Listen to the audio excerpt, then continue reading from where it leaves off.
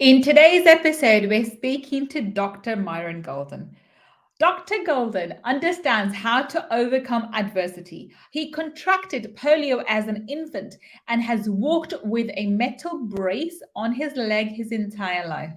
Although he has a brace on his leg, Myron used to use the discipline he learned from his parents to become a black belt in martial arts. Myron is in high demand as a speaker, trainer in areas of sales, marketing, business and business development, financial literacy, with over 20 years of experience. Myron is author of intentional best-selling book From the Trash Man to from Cash to Cashman, how anyone can get rich starting from anywhere. He's also the author of the new book, Click and Order for Brick and Mortar, Online Strategies for Offline Market Domination. And he is integrated marketing consultant who can help any business use technology to generate leads and then optimize them conversion process of those leads to offline. Let's speak to Myron and find out how he changed his life by changing his mindset. Let's find out.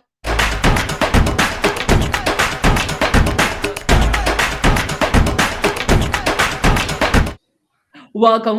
This is Gull, your money mindset expert. And today I'm so excited. We have the amazing Myron Golden with us. Welcome, Myron. Thank you, Gull. Appreciate it. Glad to be here. I'm super excited to be speaking to you. I did introduce as Myron, but would it be okay for me to call you Myron, or would Dr. Golden, because you do have a PhD? Myron is fine. I know, I'm just pulling your leg. It's someone wonderful to be speaking to you. So, Myron, everyone's heard how amazing you are, and you do have a whole bucket full of achievements we can go through. But in your own words, please tell everybody what it is that you do.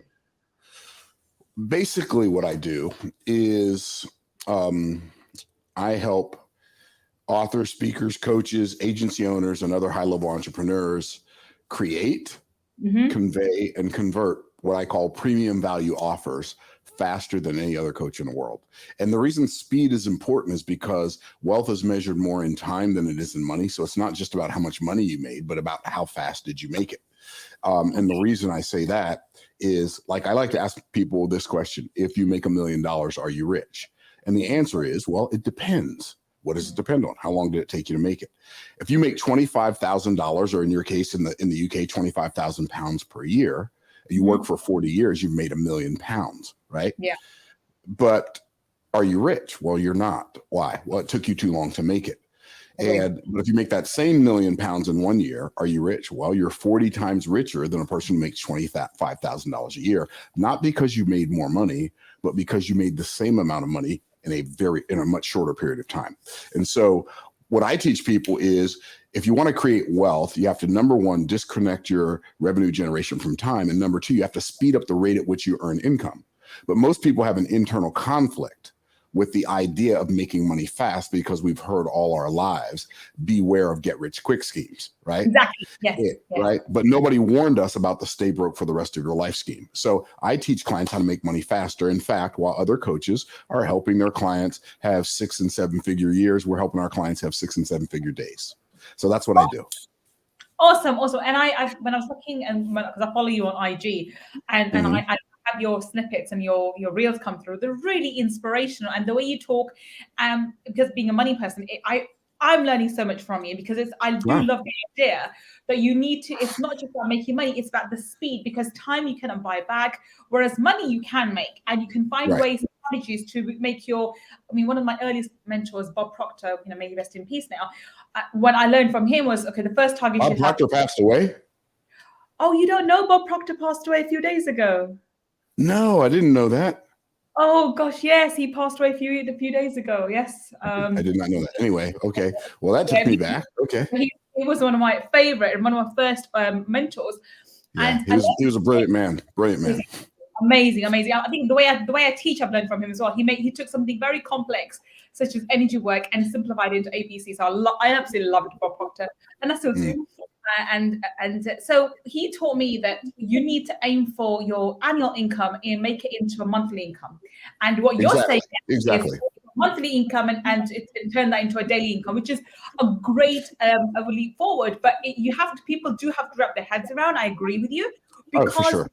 Learn that anything that's too good to be true is too good to be true, and be wary of get rich quick schemes and exactly what you said.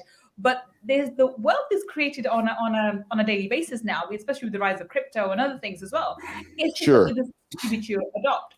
So I mean, I love that. I love what you teach, and it's so up my alley because I'm a money person as well. But I want you to tell us, Myron, how did you start with this? I mean, I know you've got a shopping list worth of accreditations and qualifications and so forth. But how did you get to doing this right now? Talk us through your journey. I started out, I got on this journey because I was broke and I didn't like being broke. Right. So that's the real start. Right. I was born the second of seven brothers to hardworking poor parents. My parents knew how to work hard for money. They taught us how to work hard for money, but they didn't teach us how to get money to work hard for us. And they would have had they known that. Right. And so I got introduced to financial literacy in 1985 through a multi-level marketing company in the United States that sold insurance and investments called A.L. Williams. And they had a concept called buy term and invest the difference, where you'd buy term insurance because it's less than whole life insurance, and then you would invest the difference in price into a mutual fund. And I learned about the rule of 72 and compound interest and time and consistency and investing, et cetera, et cetera. And I started learning all these financial principles. But it was the first time in my life I'd ever been introduced to people who were making annual incomes on a monthly basis. And it kind of blew my mind. People making $10,000 a month and $20,000 a month and $50,000 a month in the 80s. Right. And I decided that was something that was worth pursuing. I did not have any idea how far it was from who I was. And what I mean by that, how far it was from who I was. I believe that the inputs create outputs. And if you don't like the output, change the input. And a lot of people want to have more than they have, but they don't realize that having more is the output of doing more, and doing more is the output of becoming more. And so the only way to ultimately have more is to become more than you've been being, and then you will be able to do more than you've been doing, and ultimately you'll have more than you've been having. And so that's the journey I got started on in October of 1985 when I decided I'm going to make $10,000 a month. I got started October of 1985. I didn't make my first sale until April of 1987. So that was 18 months later. My first commission check was $125.66. I didn't have my first six-figure year until 1999, which is 14 years later. But one of the principles that I teach my students is, yes, it's easier to make a lot of money in a short period of time than it is to make a little money over a long period of time. But the thing that's hard, the thing that's hard about making a lot of money is becoming the person who can do it. Agreed. Yes. Right. Yeah, definitely. You have to become the person who can earn that money before you earn that money. Absolutely spot on. Exactly. And so even though it took me 14 years to have my first six-figure year, it only took me 3 or 4 years from that time to have my first seven-figure year. And then it took me a few years more than that. Oh, it took me quite a few years because I had some stuff happen on my journey where we went through some tragedies in our family, and it seemed like year after year after year after year for like 6 or 7 years, and then finally we got back. I've had this for 7-year cycle. There was literally, and I relate to it in my own life as well. So I know the 7-year cycle. Absolutely. And so now, we got back on the horse and got back on the journey in 2015, and then had another seven-figure in 2015, and then 2017, then 2018, 2019 was better than that. 2020 was better than that. 2021, we did 6 million last year. We're on track to do, on the low end, somewhere we're on track to do between 40 and 200 million this year. And it depends on how fast our social media grows. So that's like, we're really focusing on building this year a social media machine that can generate enough clients for us to do somewhere between 40 and $250 million in revenue in our business. But we want to help a lot of entrepreneurs along that journey. And we've already helped. I mean, we just had our speaker training last week, and there's a guy who's one of my closest friends. He's been a speaker for 18 years, and he's been averaging about $300,000 to $500,000 a year. He's never had $1 million year. He joined my coaching program 4 months ago,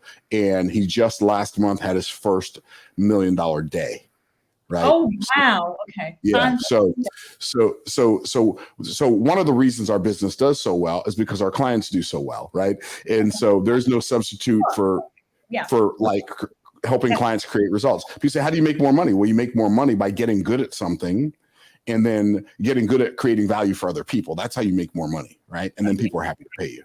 Agree. So, I mean, there's only two ways to make money. You can either create products to help people find solutions to the problems, or you provide a service which again helps people find solutions to their problems.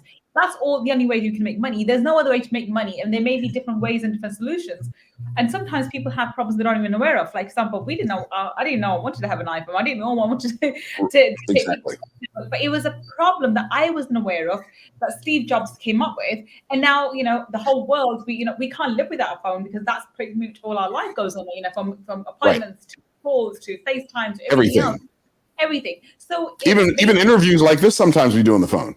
Yeah, exactly. So there's that personal connections come about through our phone, which a problem that we didn't know existed. So the only way we can serve others and the only way to make money is to serve others, and we serve others through our products and our services.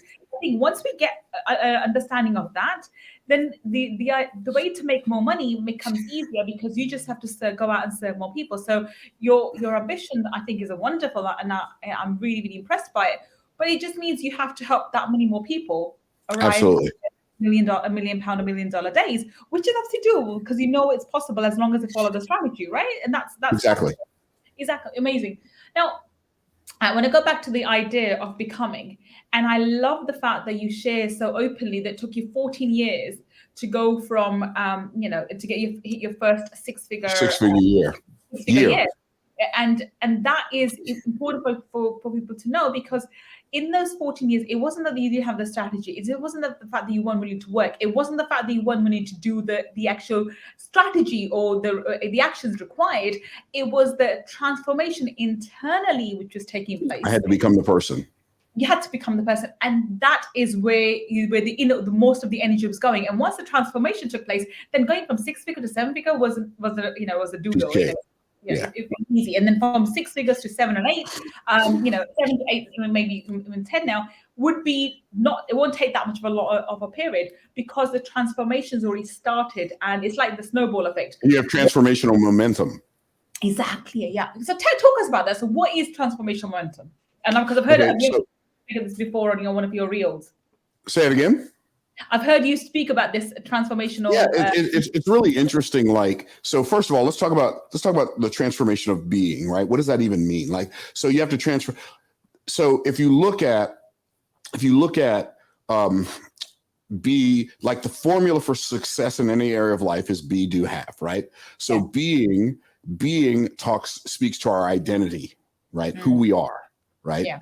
Doing speaks to our activity. And then having speaks to our property. So our property is the result of our activity, and our activity is the result of our identity, right? Yeah. And so if you want to change what you're able to do, you have to change how you see yourself, like who you see yourself as being, right? So if you understand, so I'm going to give you a couple of scientific principles, but they're not hard to understand. They're really simple, like a third grader can understand them. So it's not going to be some like way out of this world thing that people are like, why is he talking about physics? Well, because I talk about this all the time. And by the way, our audience tends to be, or they tend to be from corporate backgrounds. So they tend to be intellectual people, so I'm sure they'll understand. Well, and it's like, truth is always simple, right? It's lies that are complicated. So even if they weren't, like, they would be able to understand this. So here we go. So if you understand the laws of energy, the first law of energy is everything is energy, and energy is neither created nor destroyed. It just changes form. What does that mean? What it means is, if you have a fireplace and you have out in the forest, you have an energy of a tree that's growing out of the ground. You cut down the tree and you put the tree into the fireplace and you put fire under it. The energy of the tree transforms into the energy of fire. Right. And the energy of fire transforms the tree into the energy of ashes. And then you can take those ashes and you can go put them out in your garden and they'll transform into fertilizer. So it's just changing into something else. So if you look at your life, if you look at every aspect of your life, if you look at your house, your car, your bank account, your wardrobe, your physical body, everything is like, it's literally nothing more than what you've turned your energy into. Right. So you have transformed the energy of you into all of these things that you're producing around your life. Okay. So that's the first law, the law of energy. The second law is the law of entropy. So entropy is anything left to itself tends to move more and more towards disorder. So everything, in order to improve, has to have something outside of itself acting on it to help it improve. If I don't, I have to brush my teeth. If I don't brush my teeth, they like decay and fall out of my head, right? So I have to I put intention into anything that I want to improve. Nothing improves without intention, right? Yeah. And so that's the law of entropy. The next law is the law of polarity. And the law of polarity is that for every negative, there's a positive. For every positive, there's a negative. For every action, there's an equal and opposite reaction. So if you think about for the law of polarity, when it comes to identity, activity, and property, right? So have you ever seen a one-sided piece of bread? No. No. Have you ever seen a one-sided piece of paper? No. What about I have right here a coin. What about a one-sided coin? Have you ever seen a one-sided coin? No. Why? And people say, well, because there's always two sides to everything. That's right. There's always two sides to everything. And here's what's really important to understand. The reason we've never seen a one-sided coin, a one-sided piece of paper, one-sided piece of bread, one-sided pancake, the reason we've never seen those things is because they cannot exist. Yeah. I didn't say they don't exist. I said they cannot exist. It is impossible for anything to exist with only one side. That means if there's something negative going on in your life, that negative thing cannot be there without the equal amount of positive. Okay. If there's a positive thing in your life, it cannot be there without the equal amount of negative. Okay. The only difference is you are getting the results of the side you are focused on because both sides are always there. So what people have to realize is people think, well, I got to change the situation. You don't have to change the situation. All you have to do is change what you're focusing on about the situation. Right. Because the situation is just what it is. On the same planet where people are creating wealth, people are creating poverty. On the same, like in the same town, in the same city, in the same country where people are creating wealth, people are creating poverty. And where people are creating poverty, people are creating wealth. They're both there. You get the side you focus on, right? And so if you understand when it comes to identity, there's a gap, the two sides of our identity. If you look at identity as a circle, the bottom side would be the negative side, the top side, the positive side. So the negative side would be who I am right now. The positive side is my potential. Who could I be? So the gap in my identity, this gap, which I can fill, is called my capacity. So I can fill the capacity of my identity, but how do I fill it? The only way, I want you to really wrap your mind around what I'm saying. This is so powerful and so helpful. So the only way to fill the gap in my identity is through intentionality. And I really wrap your mind around the fact that you think about most people whose lives are not working well for them. Mm-hmm. The number one reason their lives are not working well is because they are not intentional about anything important. They are only intentional about distractions. They're only intentional about distractions. What's that? I'm saying absolutely 100%. The first and foremost, before doing anything, is about intention. And even religiously, in all religious groups, especially mine as well, because I'm Muslim, the first and foremost thing that's mentioned is your intention. The intention before the action. And so I agree with you 100%. Yeah. So people will be intentional about distractions because what I call the cultural hypnotic societal mechanism has programmed people to focus on distractions specifically so that they don't focus on intention. That's why broke people care who won the football game, the basketball game, the baseball game. That's why they focus on broke. And when I say broke, sick, broke, misinformed, fearful people are focused on things, always focus on things that either do not affect them or they cannot affect. They don't, right? So they don't focus on things that affect them or things they can affect. That's interesting, right? So people say, I did not, the Super Bowl happened Sunday. The Super Bowl is a big thing in the United States, right? And so I was like, I was talking to my brother yesterday, and I asked him, and he's a business broker. He buys and sells businesses, right? And so I said to him, who won the Super Bowl? He said, I don't know. And I didn't know either, right? This is the day after it happened. And I'm a golfer and I love golf. And there was a golf tournament this weekend and I was watching part of it, but I still don't even know who won. And it ended Sunday. It doesn't make my life, but I'll eventually find out who won. But I just like watching golf because I like learning how to hit different kind of golf shots when I'm playing golf, right? So my point is most of the things, most of the people spend most of their mind energy on does not affect their lives at all. And most of the negative things people are worried about are things they can't do anything about. That's why I tell people, you want to make your life better? Stop watching the news. They say, and I said this to a kid at the golf course the other day who works in the cart barn. I said, well, he said, why are you always people ask you how you're doing? You're always utterly fantastic. Well, because I don't watch the news. He said, well, if you don't watch the news, how do you know what's going on in the world? I said, can I ask you a better question than that? He said, sure. I said, if you can't fix what's going on in your world, how are you going to fix what's going on in the world? Do you realize that everybody focused on fixing what's going on in their world, all the problems in the world would go away? Actually, my brother, because I haven't watched the news forever, as far as I can remember. I think I stopped watching the news in my teens, as soon as I got into personal development, which was way back when I was about 19. Yeah. But my brother has always, and he still does, his biggest argument with me is, what about, well, if you don't watch the news, what do you know? How do you know what's going on in the world? And I would say, well, if it's important enough, somebody will mention it to me. Somebody will tell me about it. You're surrounded by enough negative people, somebody will bring it up. Exactly. But I should need to ask him this question, because when he comes to our house, he's not allowed to put the TV. If he puts the TV on, he's not allowed to put the news on. I'm very adamant about it. I don't want to hear the news, and I don't allow anybody to put the news in my house. I'm that strict about it because I just don't want the negativity coming into my home. But exactly. You need to focus on yourself. So tell me, how did you, when did you start learning these things? What was when you started working on yourself, what did you find was the biggest obstacle? Literally the only and people are going to disagree with this, but they've been wrong before, they'll be wrong again. The only real obstacle is your focus. Right. Okay. That's the only real obstacle, because if your attitude is right, the facts don't matter. And I mean, I can prove that to anybody. If your attitude is right, the facts don't matter. It does. How did I learn? I learned it because when I was doing that multi-level marketing business that was selling financial services, I was terrible at sales. So what did I do?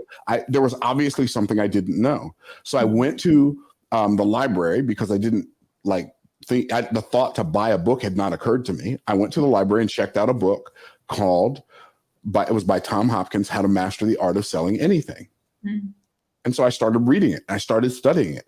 And then somebody gave me a book, and then I started buying books and I started reading books. And I realized, wait a minute, there are people who spent 20 years of their life figuring something out. They spent 2 years writing it down in a book. I can spend 2 days reading the book and I can have their 20 years worth of experiences in my head. I started reading books. I started going to seminars. I started listening to people who were living like I wanted to live. And I thought, okay, if I do what they tell me to do, eventually something's going to work.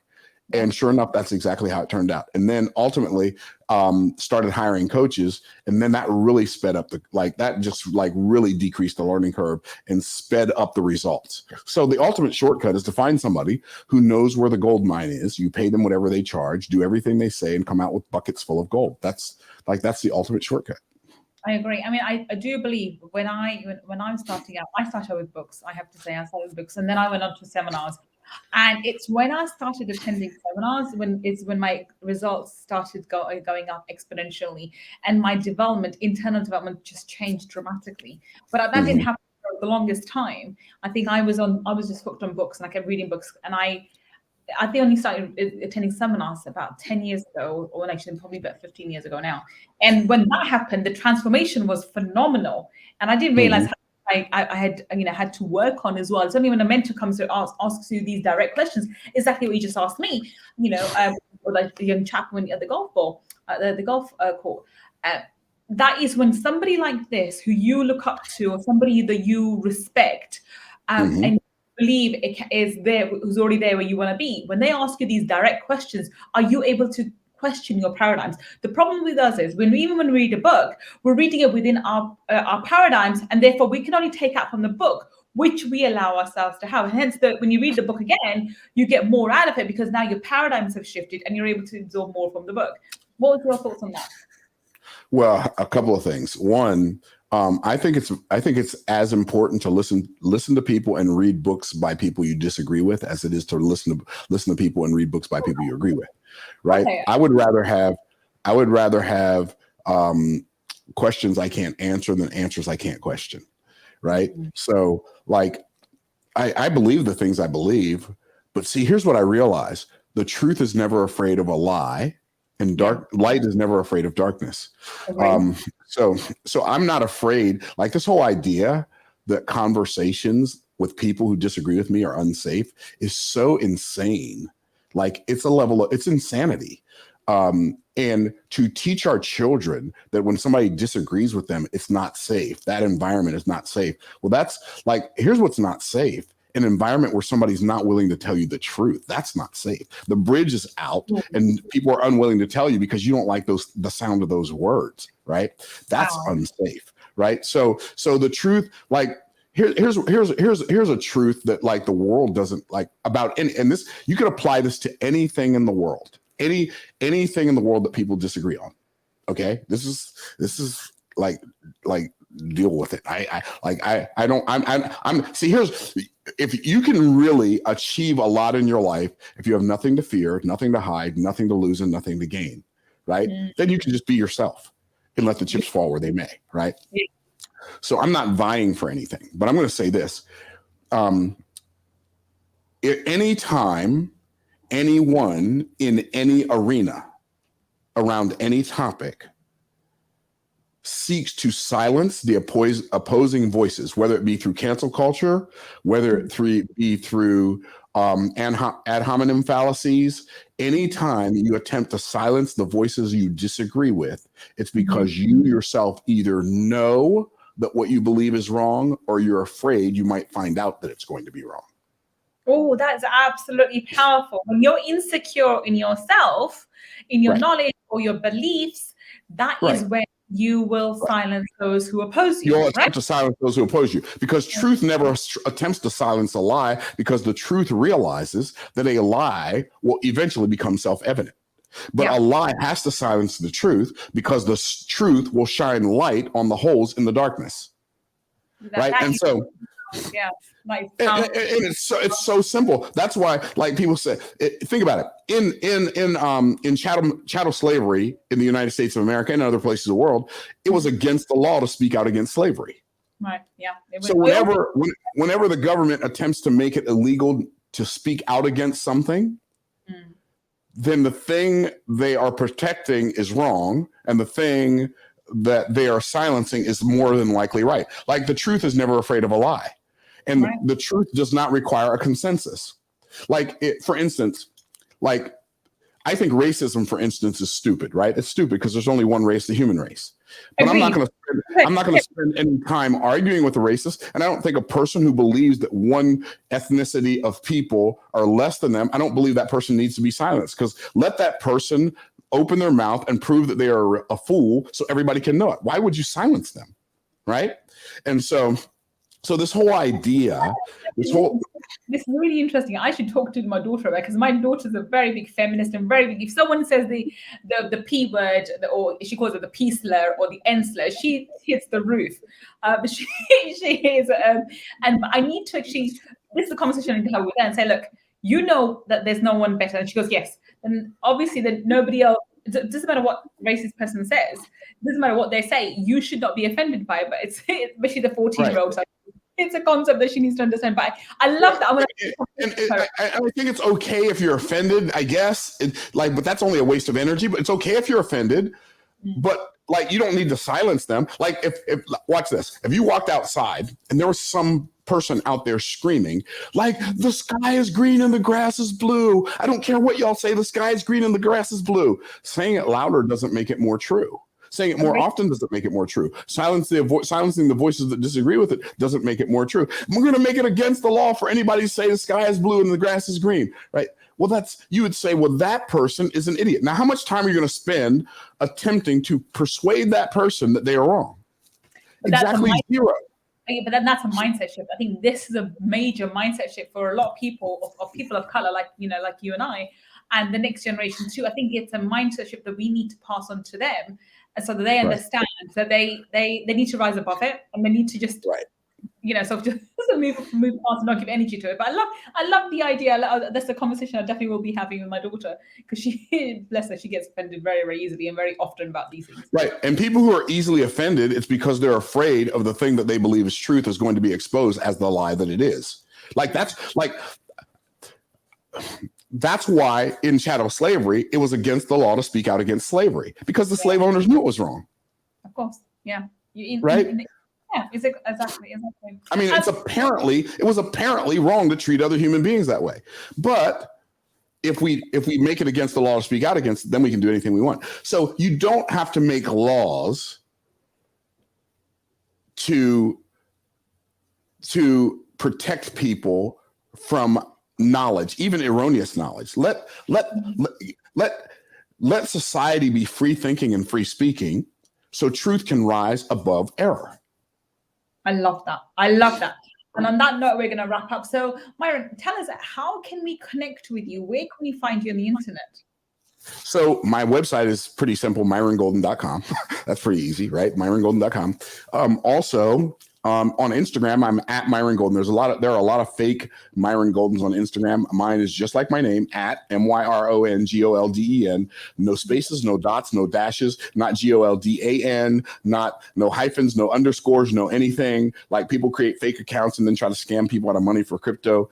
And so on Instagram, though, if you want to ask me a question, a good way to do that is to message me on Instagram, and it's just at Myron Golden. So those are a couple good places to find me. I've got a free Facebook Bible study group called Bible Success Secrets, where I teach success principles from the Bible. And I've been doing that for, 9 years now. And I've been broadcasting it on Facebook for 7 years. And we got hundreds of lessons in there, but it's really interesting. There are almost 10,000 people in that Bible study group. And I'm just teaching practical principles. You apply this principle to this part of your life and you will be more successful. Because my business, in my business, I've literally built my business based on biblical principles in general. And specifically, I modeled the business model of King Solomon from the Bible.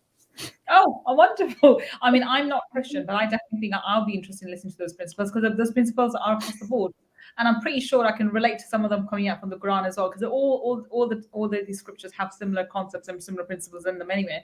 I'll be interested to find that out. But anyway, for those of you who are listening to us on the podcast, we will have all these links in the show notes. And if you're watching us on the YouTube, which will be coming out soon, remember, in the description section, again, we'll have all the links to Myron's Instagram account, his Facebook study group, as well as his website. Do check him out. He's awesome. I follow him on Instagram, and he's a source of inspiration every single day. I love your reels, by the way. They're amazing. Thank you. Thank you. Fabulous. And thank you so much, Myron, for being such an amazing guest on a Friday feature. We absolutely have to have you back for Money Talkies, because we have to carry on this conversation. It's so much fun. Well, let's do that. But today, thank you so much for being a guest today on Friday Feature. My pleasure. And thank you for listening to me and Myron today on Friday Feature. I will be back with another amazing guest. We're listening to them and finding out how they change their life by changing their mindset. Until the next time, this is Gull signing off. Take care and bye for now.